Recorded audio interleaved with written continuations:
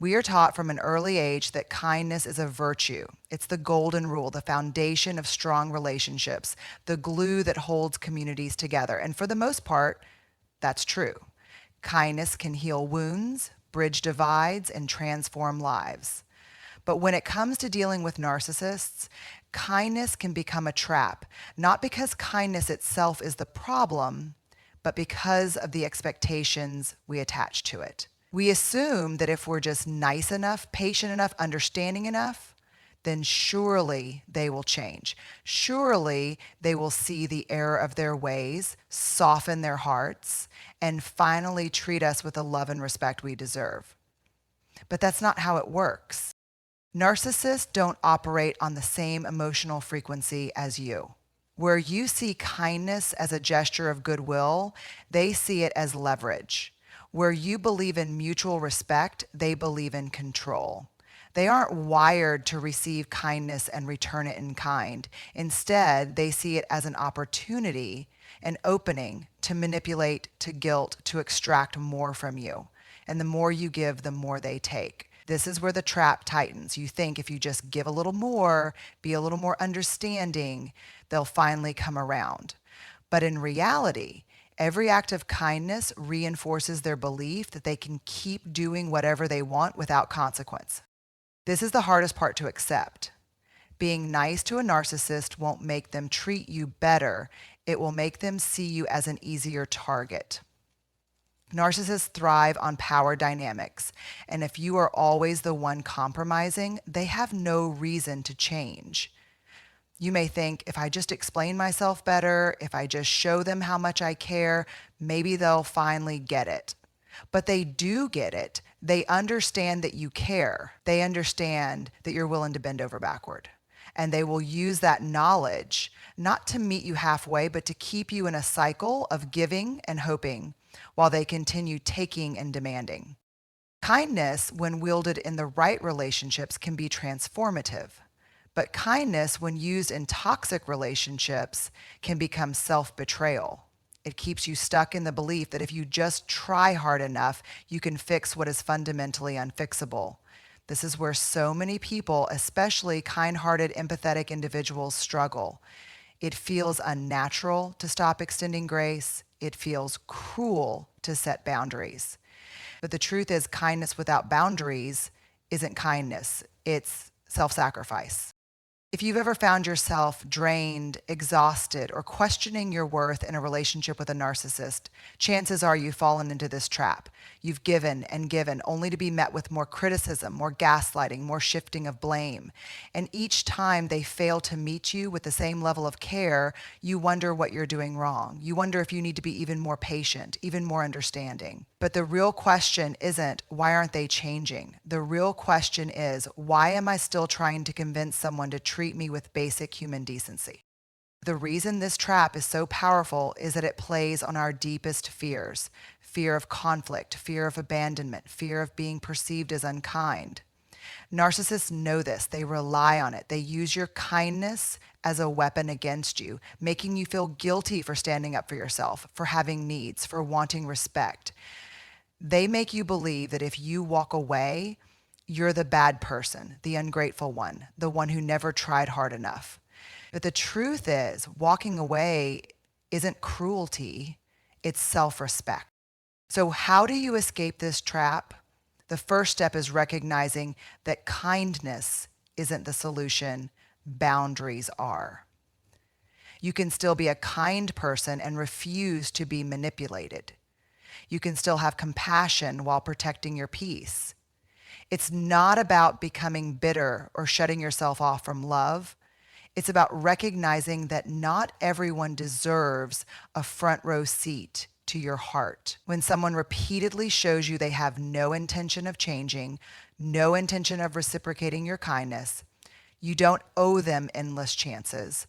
You owe yourself the courage to step away. Kindness should never come at the cost of your dignity. It should never be something you give to someone who only uses it against you. There is a difference between kindness and self-abandonment, and knowing that difference might just be the thing that sets you free.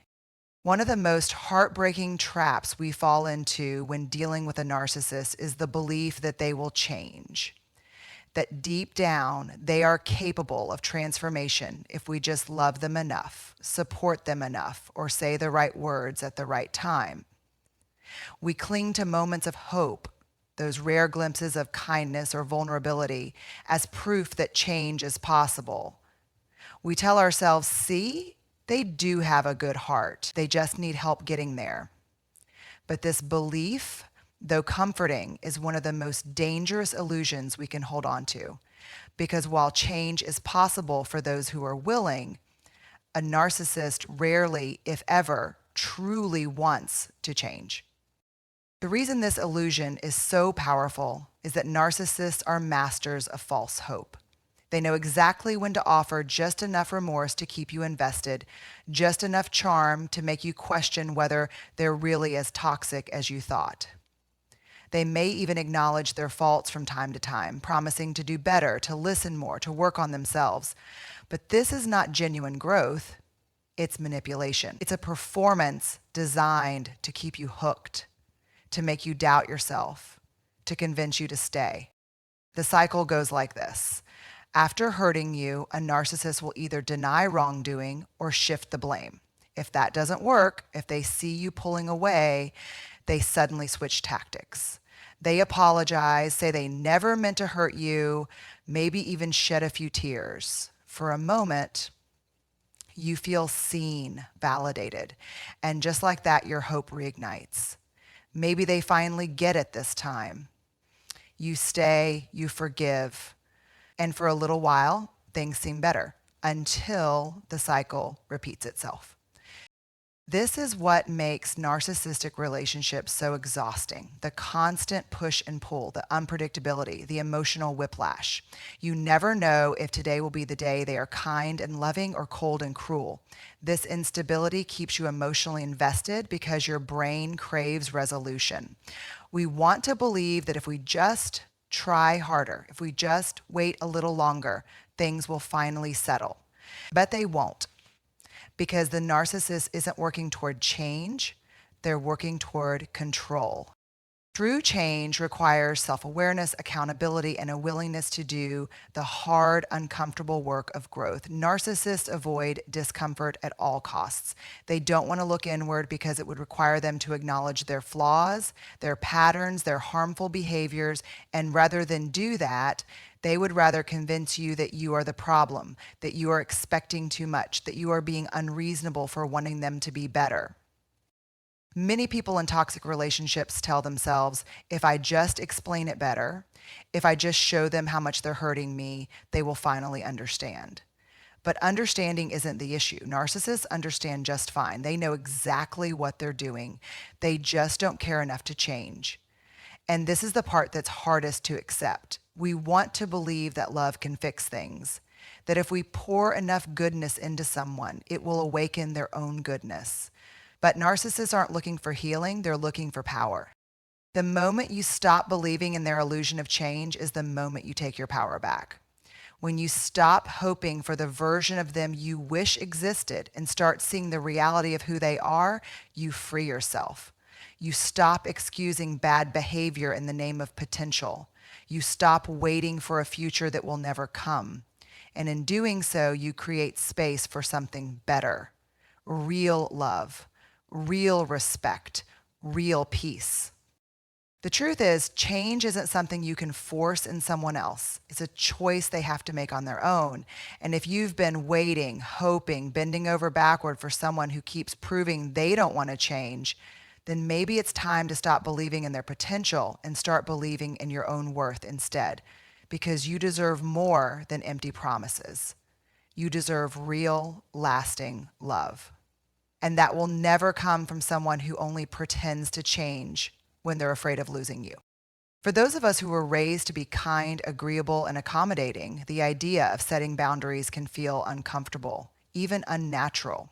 We are taught that relationships require compromise, that we should be understanding and forgiving, that we should avoid conflict whenever possible. But when dealing with a narcissist, these well-intended values can become dangerous. Narcissists don't interpret kindness as a sign of goodwill. They see it as weakness. They don't view compromise as an opportunity for mutual growth. They see it as a tool for control. And the more you prioritize keeping the peace over protecting your own well-being, the more power you hand over to them.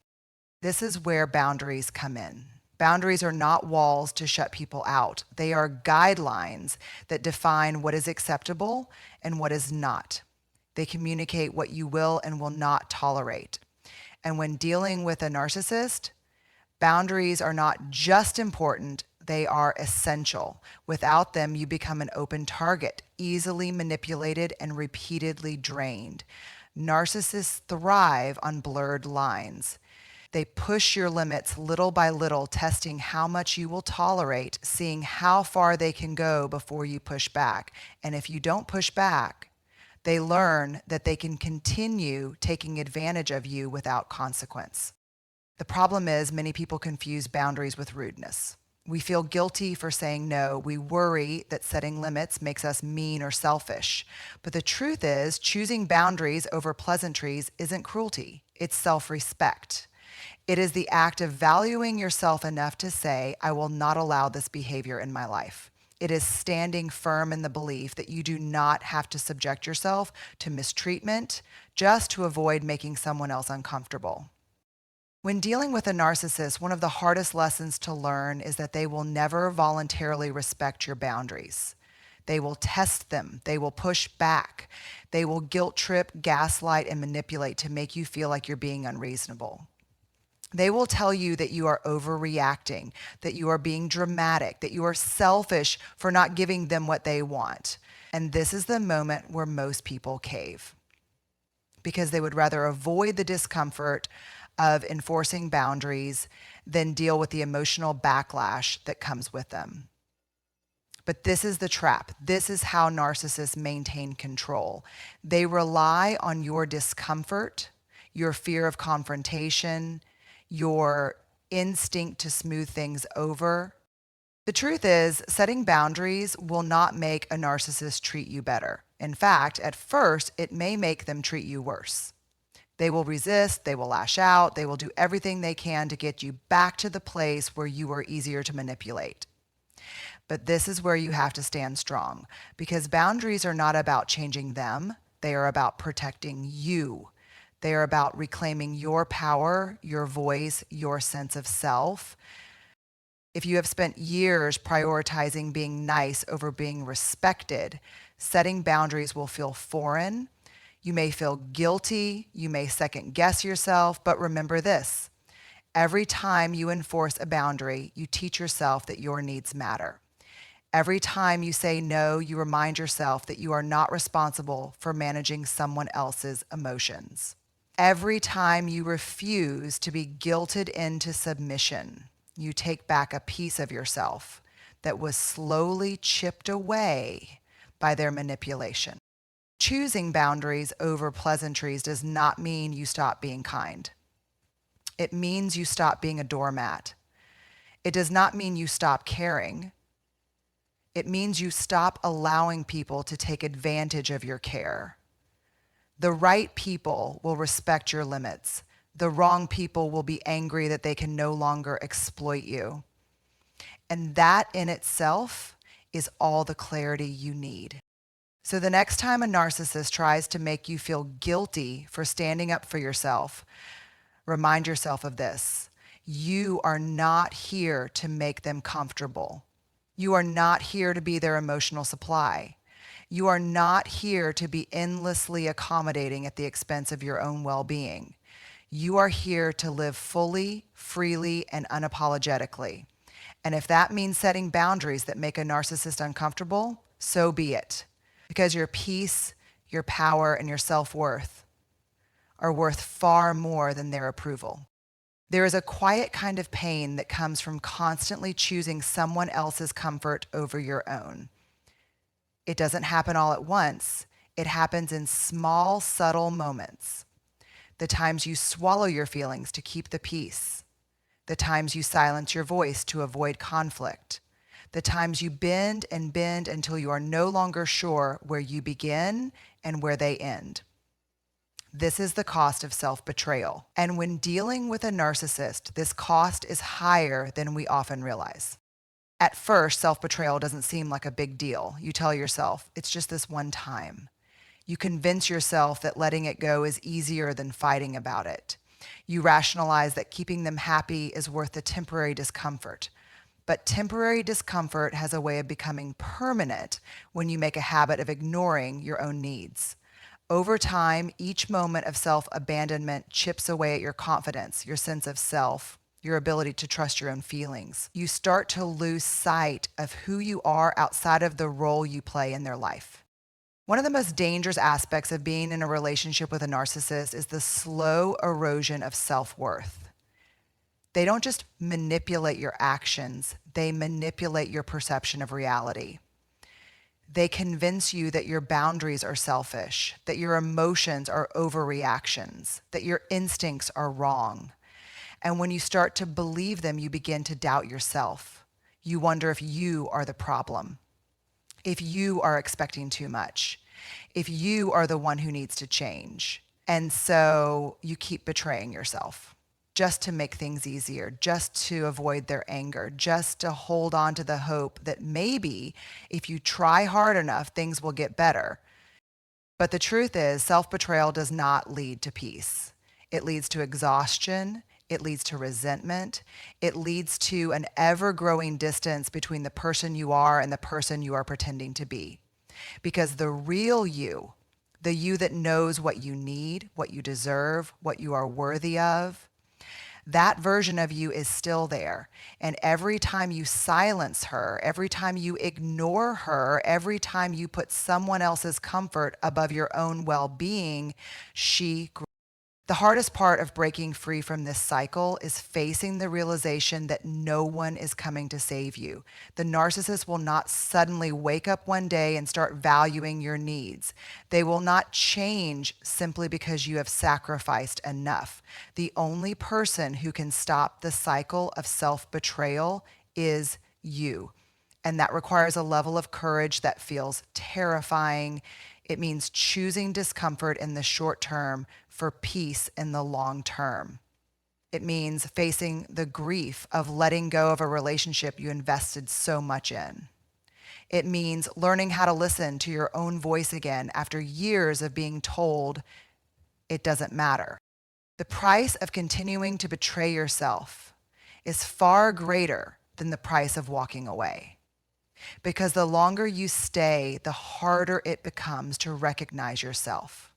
The longer you stay, the more you internalize the belief that your needs are secondary, that your emotions are inconvenient, that your existence is only valuable in relation to what you can offer someone else. And that is not the life you were meant to live. Healing from self-betrayal is not easy. It requires unlearning years of conditioning, rebuilding your confidence, and practicing the radical act of putting yourself first. It requires setting boundaries even when they make you feel guilty. It requires honoring your emotions even when others dismiss them.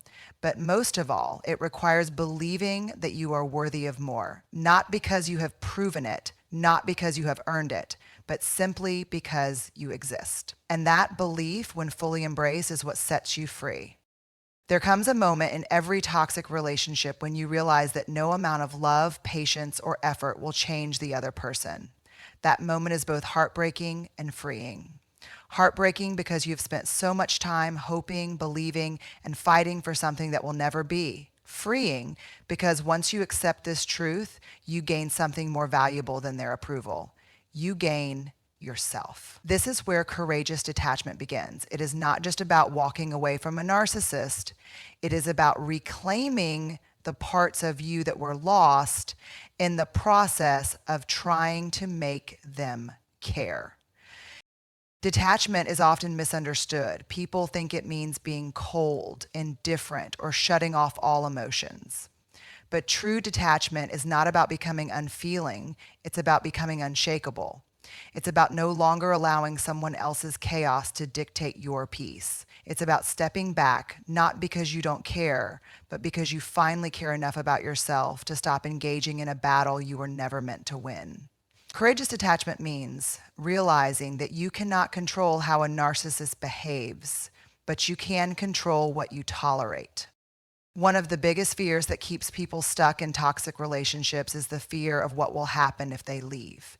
What if I'm overreacting? What if they change after I walk away? What if I never find love again? These thoughts are powerful, and narcissists know how to use them to keep you trapped. They dangle just enough hope to make you stay. They breadcrumb you with occasional kindness to make you believe that change is right around the corner. But here's the truth. If someone truly wanted to change, they would have done so the first time they saw they were hurting you.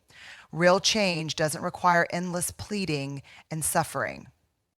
Courageous detachment requires stepping out of the illusion and into reality. It means no longer arguing with a narcissist to get them to see your point, no longer justifying yourself when they twist your words, no longer clinging to the version of them that exists only in your hopes.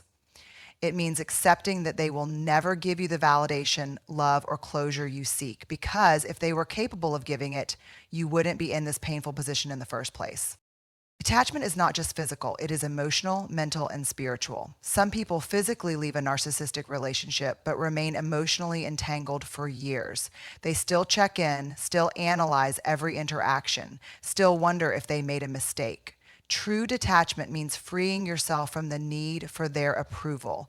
It means understanding that their opinion of you is not a reflection of your worth, but a reflection of their inability to see clearly. It means recognizing that their love, if you can even call it that, comes with conditions, and you were never meant to spend your life performing for someone else's affection. Courageous detachment is about shifting your focus from them to you. For so long, you have been in survival mode, trying to keep the peace, trying to manage their emotions, trying to prove that you are enough. But what if you took all that energy and poured it into yourself? What if, instead of waiting for them to love you properly, you started loving yourself the way you always deserved? What if, instead of trying to get them to hear you, you started listening to yourself? That is what true detachment looks like. It is the moment you stop seeking permission to walk away and start giving yourself permission to heal. At first, detachment will feel unnatural. It will feel wrong, like you are betraying them, abandoning them. You have been conditioned to prioritize their needs over your own. But keep going. Keep reminding yourself that self-preservation is not cruelty. Keep reminding yourself that you do not owe someone unlimited chances just because they refuse to change. Keep reminding yourself that the only life you are responsible for is your own. One day you will look back and realize that the thing you feared the most, letting go, was actually the thing that saved you. You will wake up and feel peace instead of anxiety. You will stop replaying conversations in your head, wondering what you could have said differently. You will stop hoping for an apology that will never come. And in its place, you will find something far more valuable than anything they could have ever given you. Freedom. That is the gift of courageous detachment. And when you finally embrace it, you will never again settle for anything less.